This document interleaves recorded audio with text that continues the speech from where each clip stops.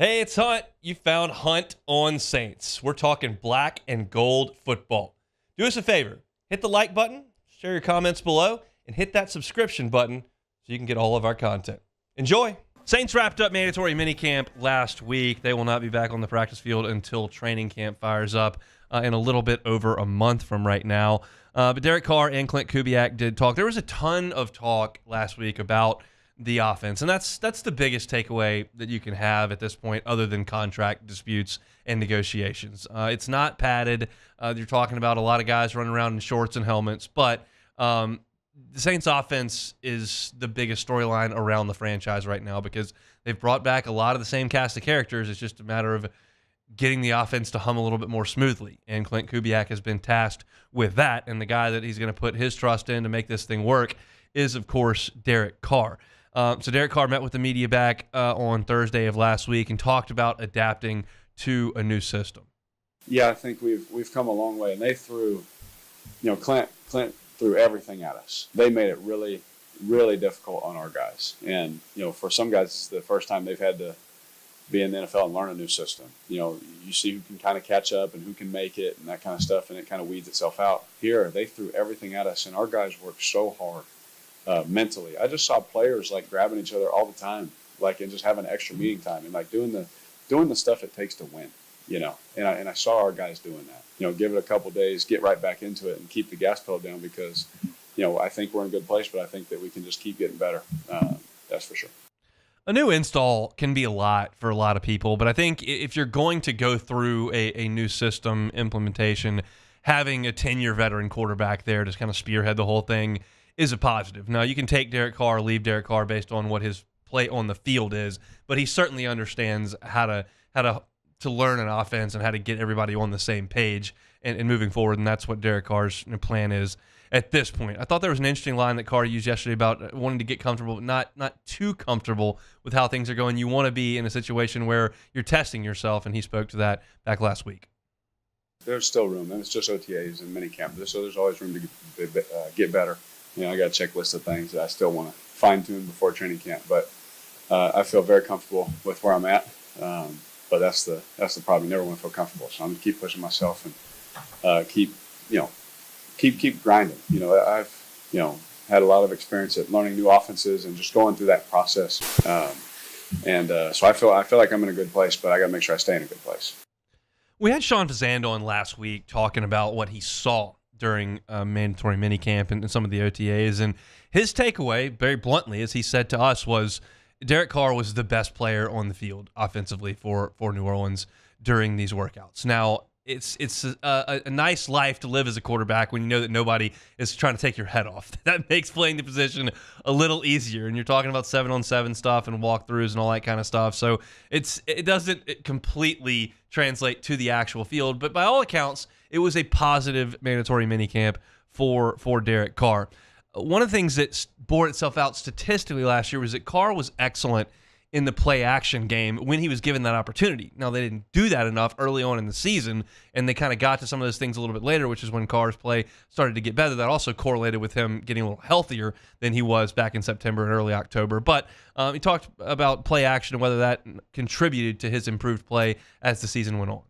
I think, we noticed, I forget who asked, forgive me, but, we noticed, when you guys were asking that the percentages are going up with play action and that kind of stuff. I think it helped the offensive line, I think it helped, our guys get into some windows and get some space, rather than just only having a drop back, pass, mentality, which we would get ourselves into, if you're down in the game, it's tough to do that sometimes. So, a lot of different reasons, but I felt like when we did it, we were pretty good at it, and I thought we had success in that run when we were doing those things, and that's why we stuck with it. It was going well, and those things were going good for us.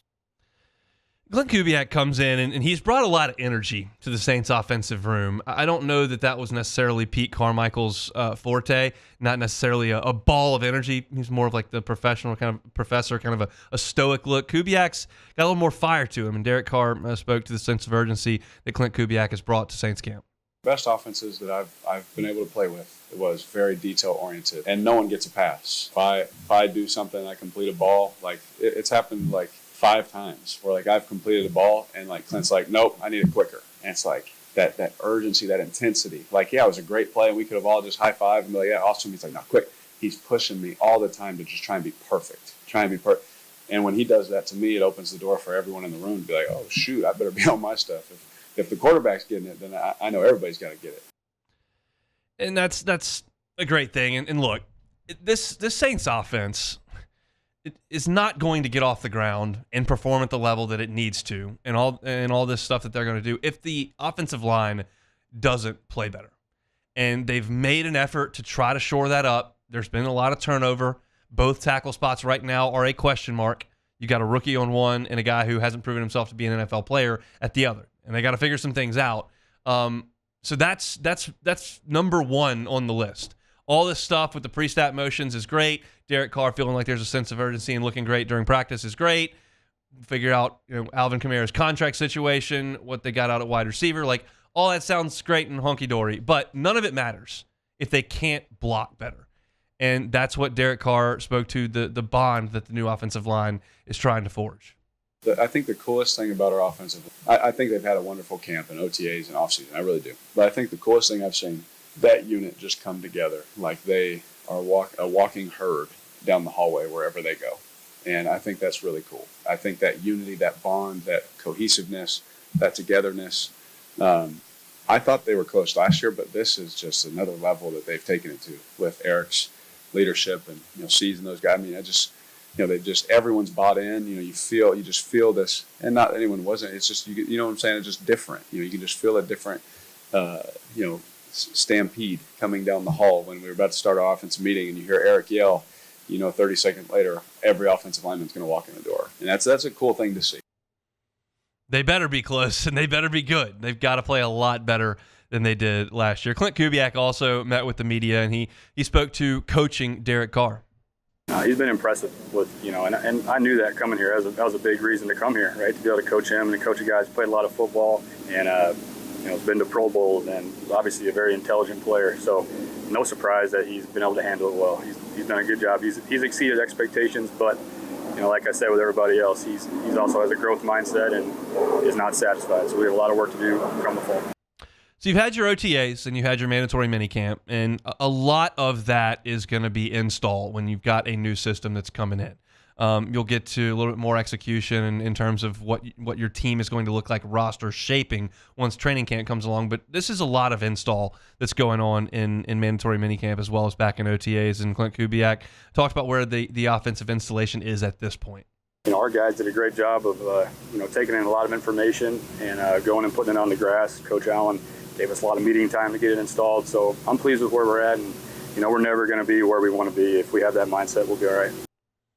And the last thing that we've got here from Klint Kubiak is just his overall takeaways from the week of minicamp. Yeah, I think I've seen improvement, in the competitive periods when, the ones go out there and they, move the ball down the field. That's a good start. But again, there is no pass rush really. We're all in underwear out here. So we get to training camp, we put pads on.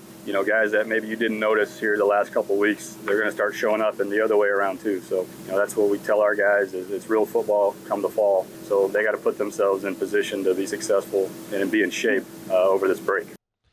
Got about 5 weeks for the Saints to be off, and then they'll report to camp. They'll head out to California, and they'll start training camp. It'll be here pretty quickly, I'm guessing. Everybody kind of locks in for a vacation here or there. Got to figure out what the kids are doing, and all of a sudden summer's gone. And then it's back to football season, and that'll be here before we know it. Hey, it's Hunt. Thanks for watching Hunt on Saints. Before you leave, help us out a little bit. Hit that like button, leave your comments in the section below, and hit that subscribe button so you get all our content right here from Hunt on Saints. We'll see you next time.